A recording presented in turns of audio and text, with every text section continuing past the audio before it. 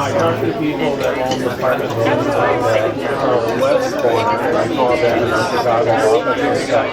And they're training people, and they're doing a better job. They're doing a lot of training. But I got on top of them for all the garbage. On the floor there.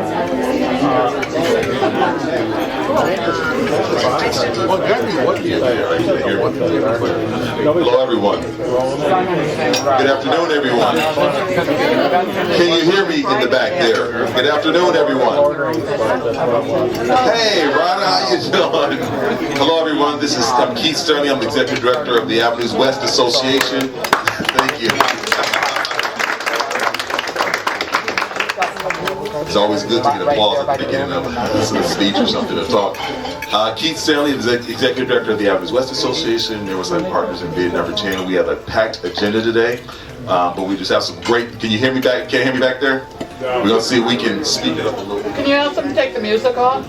No problem. Thank you. Matt. No problem. Thanks, Matt. Testing, testing, testing. Can you hear me there? All right, there we go. Thank you, Matt. We have a packed agenda today. A lot of good things are happening. I'm so glad to see a number of different people here. First, we have our elected official, our Alderman Bauman. Let's give him a hand.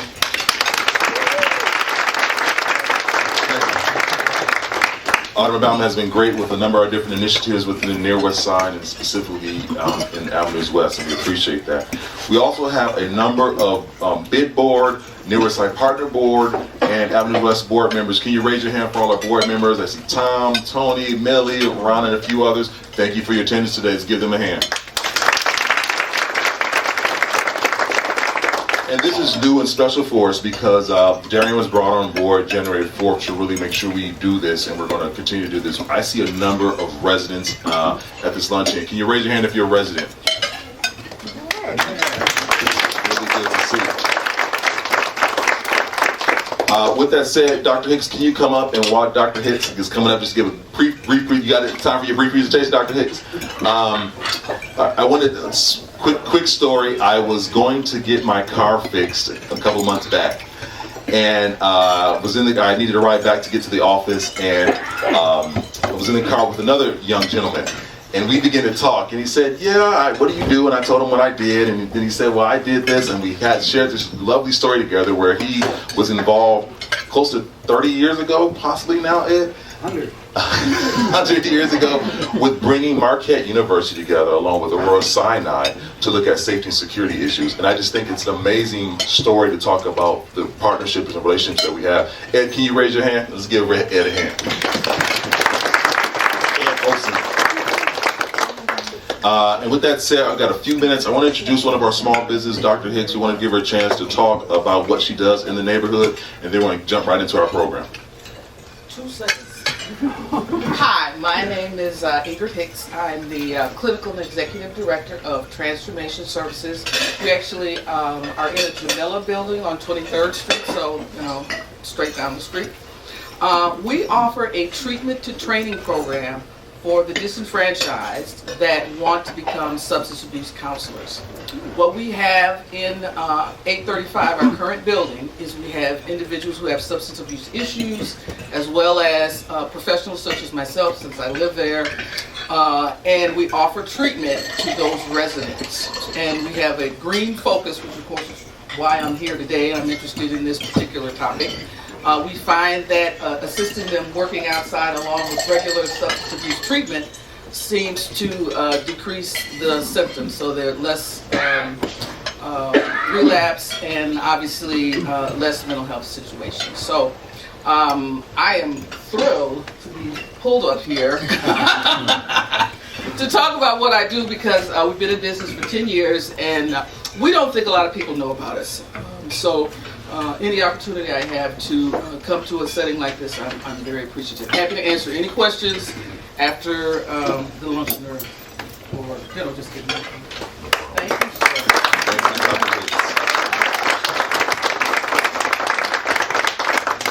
Over the past few months, actually past few years, we've switched the format to really have a number of presenters at this luncheon, and it's we really like this format. With that said, we we have to be just mindful of time. So with that said, we have 3 presenters who are really going to talk about the green spaces and the gardens of Milwaukee. We have Antoine Carter of Groundwork Milwaukee, Scott Barron of City of Milwaukee Department of Forestry, DPW Forestry Division, and then Darian, our own talented Darian Davis with Avenues West and West Side. They're going to all present, follow each other respectively, and then we're going to have about 10 minutes for questions, and then we're going to go into our safety and security portion of this program. We'll be working with Milwaukee Police Department, having a presentation from Milwaukee Police Department and then West Community Prosecution Unit. So at this time, Antoine, can you come on up? Let's give Antoine a hand.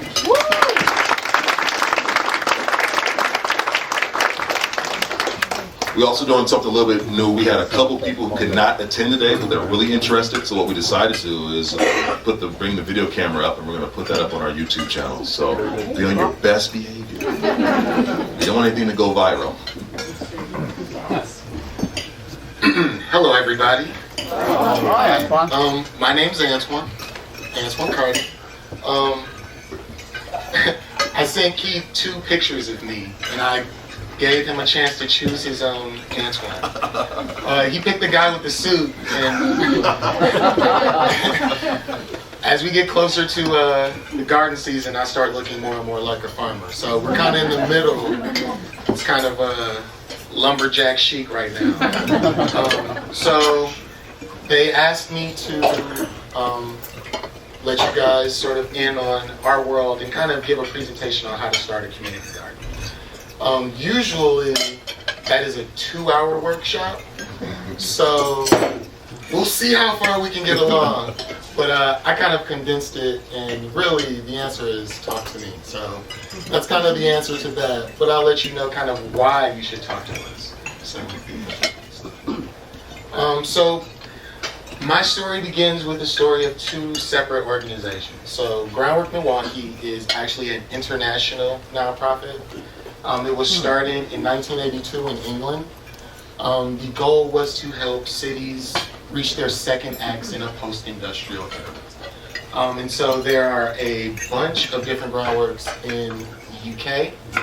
And so the idea traveled to the States. And so there are actually 22 different groundwork trusts around the country, ranging from Groundwork Portland to Groundwork Dallas, Groundwork DC, Groundwork Denver, Groundwork New Orleans, Groundwork Jacksonville, Groundwork Atlanta, and so on and so on and so on. Groundwork came to Milwaukee. It takes 2 years to become a groundwork, so in 2005, people settled here and went through a feasibility plan to see if it was actually necessary. So groundwork started in March of 2007, so we are 9 years old.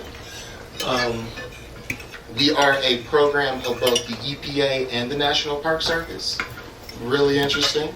Our role with EPA is to help neighborhoods transform brownfields into assets. Our role with the National Park Service is because we work in neighborhoods in need with young people who oftentimes don't get really cool experiences. We hire them, have them do the work, and then send them to various national parks to do larger scale things. So every year we go to Yellowstone. Our youth assembly is actually at the Grand Canyon this year. So lots of cool stuff going on. So as groundwork, so Milwaukee Urban Gardens is a program of Groundwork Milwaukee, but it wasn't always that way. So MUG was started in 2000. Back in that time, there were not a lot of vacant lots.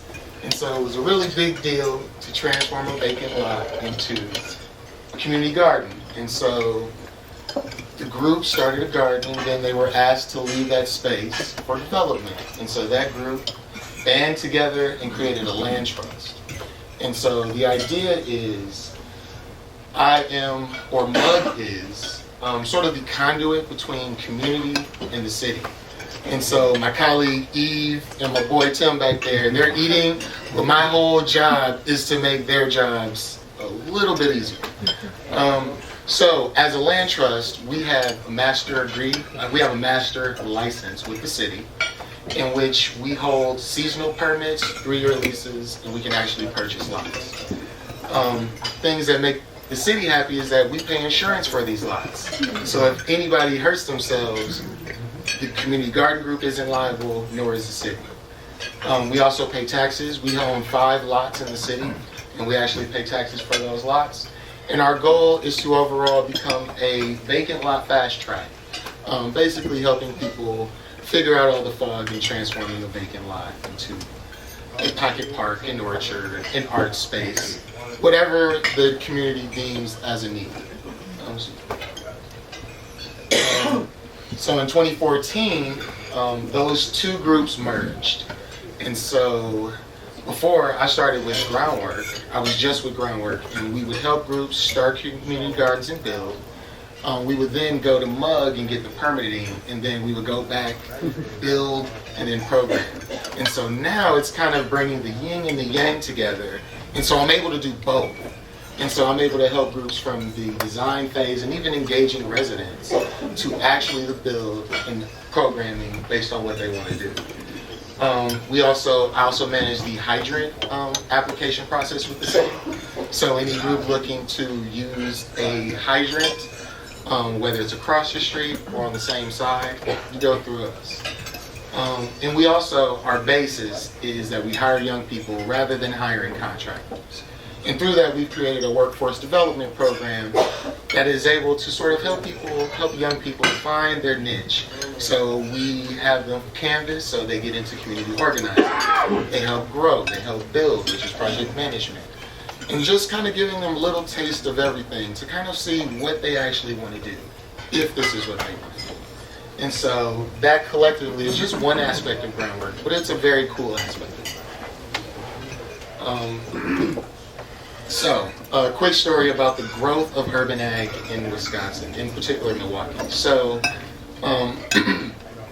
in 2009, there were 75 vacant lots in the city. Fast forward to today, there are about 3,000. And so with that, and also with Will Allen winning the MacArthur Genius Award, urban ag had a big boom in between those times. So MUG has been a group that has received the benefits of that, growing from 25 gardens in 2012 to 45 gardens in 2013 to 75 gardens in 2014 to 90 gardens in 2015. And so with all of that growth, it's still just me. And so